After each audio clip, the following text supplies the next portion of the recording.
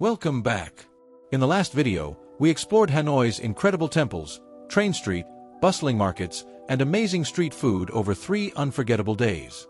Now, it's time to leave the capital behind and head north into the mountains. Tonight, I'm boarding an overnight sleeper train from Hanoi to Lào Cai. When I wake up tomorrow morning, I'll be surrounded by Vietnam's legendary northern highlands, the terraced rice fields, ethnic minority villages, and mountain peaks of Sapa. This is going to be a 2-day adventure through one of Vietnam's most spectacular regions. From waterfalls and rice terraces to remote villages and authentic mountain culture, let's see what awaits in the highlands. The night train from Hanoi to Lào Cai is an experience in itself. You board around 10 p.m., settle into your sleeper cabin, and as the city lights fade away, you drift off to sleep knowing you'll wake up in a completely different world. The journey takes about 8 hours. The gentle rocking of the train, the clickety-clack of the tracks. It's oddly peaceful. And here's the magic of it. You fall asleep in the lowlands and wake up surrounded by mountains. Good morning from Ca Lào Cai train station. Stepping off the train, you can immediately feel the difference. The air is cooler, crisper. Mountains rise up in every direction. This is the gateway to Sapa. From Lào Cai station, it's about an hour's drive up winding mountain roads to reach Sapa town, which sits at around 1,600 meters above sea level. And already, just from the taxi window, the views are incredible. Terraced rice fields carved into the hillsides, small villages clinging to mountain slopes, and mist rolling through the valleys below. We've arrived in Sapa and checked into Maison de Sapa homestay and cafe. It's cozy, the staff is welcoming, and the location is perfect for exploring. But we're not wasting any time. Let's drop off these bags and get out there. Day 1 is all about waterfalls and natural beauty. Our first stop is Love Waterfall, known locally as Thác Tình Yêu. To reach it, you have to trek about 2 kilometers through a beautiful forest trail. The path takes you deeper into the jungle, across bamboo bridges, past smaller streams and cascades.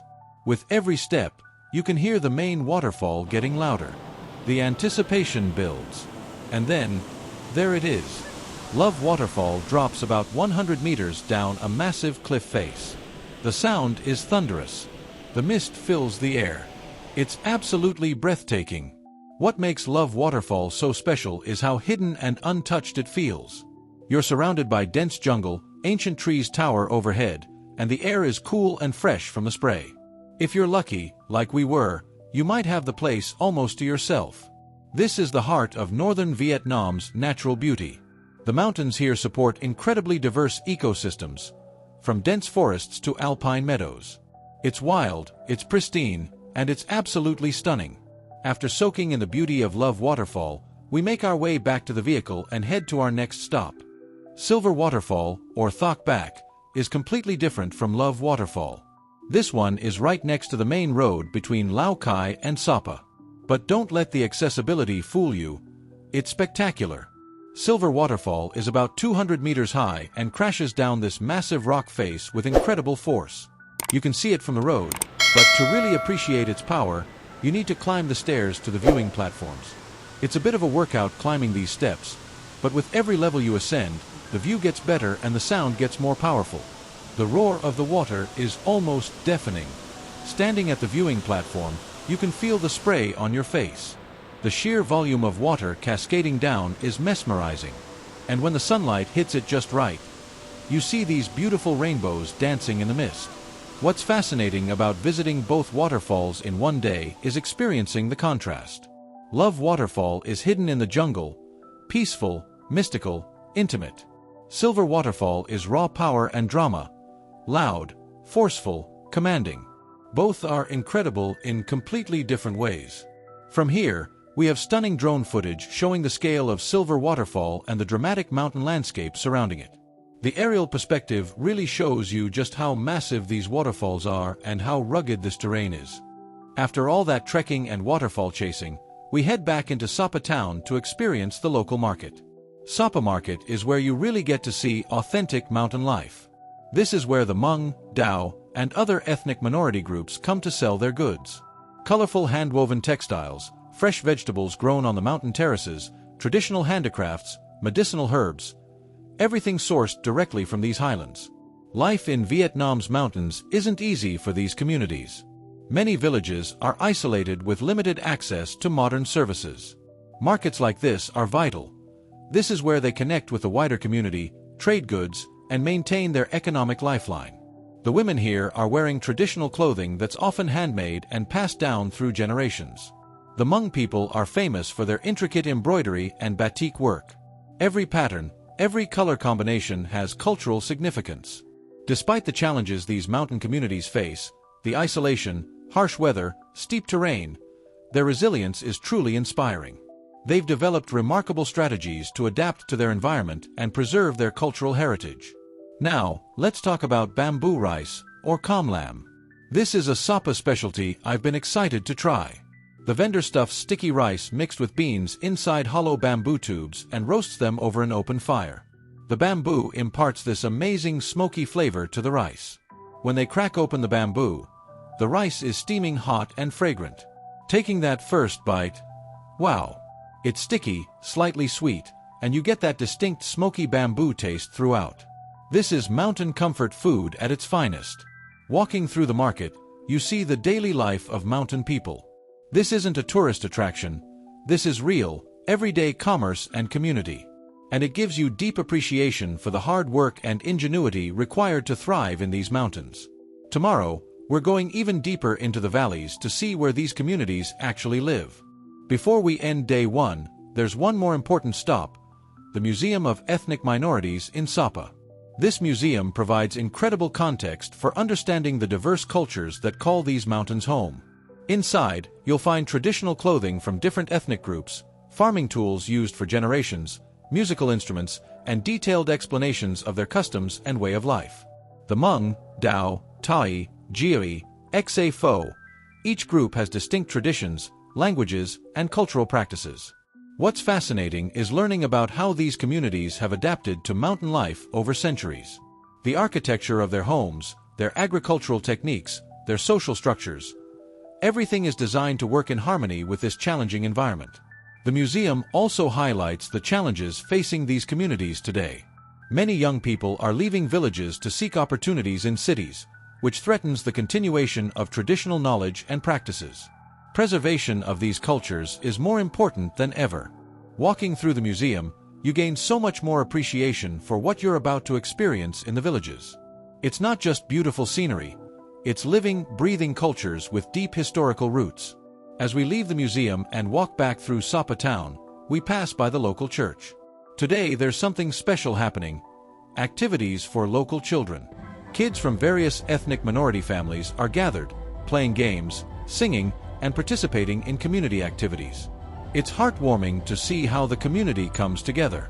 Despite the modern challenges, there's still this strong sense of connection and shared identity.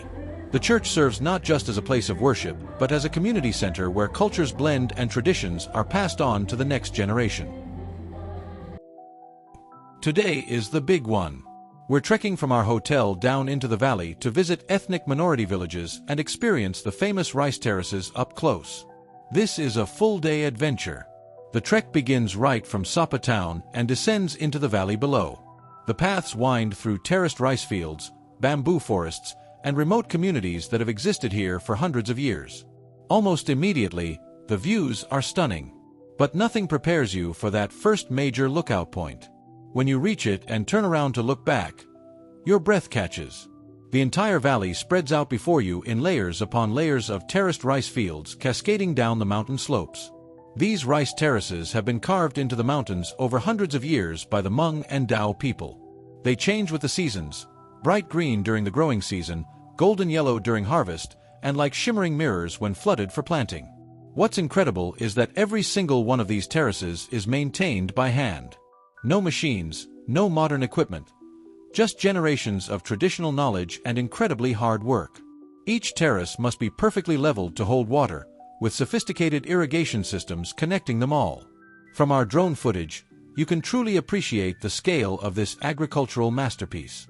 The terraces create these mesmerizing patterns across entire mountainsides. From above, it looks like an artist painted contour lines across the landscape. It's engineering, art, and agriculture all in one. As we trek deeper into the valley, the villages start to appear.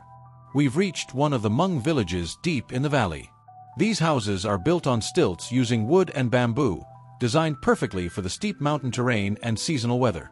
What strikes you immediately is how tight-knit these communities are. Life revolves around cooperation. Rice farming here is a community effort. During planting and harvest seasons, entire villages work together. One family's field today, another family's field tomorrow. Everyone supports each other. You can see water buffalo being used to plow the terraced fields. Children play while their parents work the land.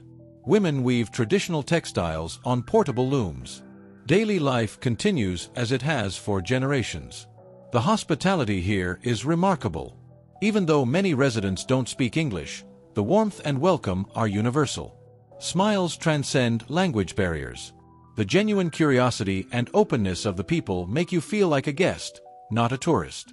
As we explore deeper, we discover what feels like a hidden world. These valleys, untouched by modern development, are where communities have created thriving, self-sufficient societies despite incredible challenges. The Dao people we meet are skilled in traditional medicine, using mountain herbs and plants for healing. Their knowledge of the local ecosystem is profound. The Hmong people demonstrate their famous embroidery and batik techniques, skills passed down through countless generations.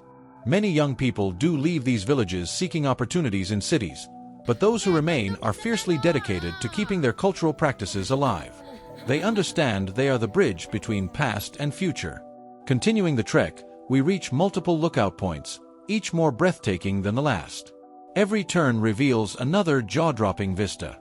The afternoon light begins to hit the terraces at a golden angle, making the entire valley glow. From the drone perspective, you can see how these villages are integrated into the landscape. They don't dominate nature, they work with it. Houses nestle into hillsides, paths follow natural contours, and terraces cascade like staircases to the sky. These mountains may be rugged and remote, but they're an integral part of Vietnam's identity. It's not just the beauty that moves you. It's realizing that people have lived in harmony with these mountains for centuries. Every terrace, every path, every village is a testament to human resilience and adaptability. The story of these valleys is a powerful reminder of the importance of preserving these unique ecosystems and cultural practices. As the modern world encroaches, protecting this way of life becomes increasingly crucial. After several hours of trekking, covering probably 10 to 12 kilometers through valleys and villages, we make our way back up to Sapa town. Tired, yes, but filled with incredible experiences and memories that will last a lifetime. My 2 days in Sapa are coming to an end, but honestly, I could have stayed a week. There's something truly magical about these mountains. From the powerful waterfalls, Love Waterfall hidden in the jungle and Silver Waterfall's raw force, to the endless rice terraces that seem to go on forever. From the vibrant market culture and traditional bamboo rice to the warm hospitality of the ethnic minority villages.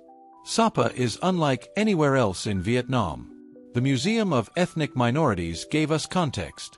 The church gathering showed us community. The valley trek immersed us in living culture. And through it all, the stunning natural beauty provided a backdrop that took our breath away again and again. Vietnam's northern mountains are a treasure trove of natural beauty, cultural richness, and human resilience. The challenges these communities face are real: isolation, limited access to services, harsh conditions. But their adaptation, their preservation of tradition, their connection to the land, it's genuinely inspiring.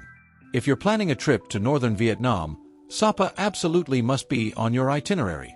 Take the night train from Hanoi. It's an adventure itself. Spend at least 2 days here, though more is better. Trek into the valleys, visit the villages, try the local food, explore the waterfalls.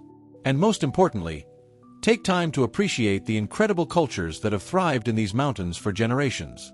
Tomorrow morning, our journey continues even further north. We're leaving Sapa and taking a private coach to what might be Vietnam's most spectacular road trip, the Ha Giang Loop. 3 to 4 days of riding through the northernmost mountains of Vietnam, near the Chinese border, through landscapes that are even more remote and dramatic than Sapa. If you thought these rice terraces were impressive, wait until you see what's coming next.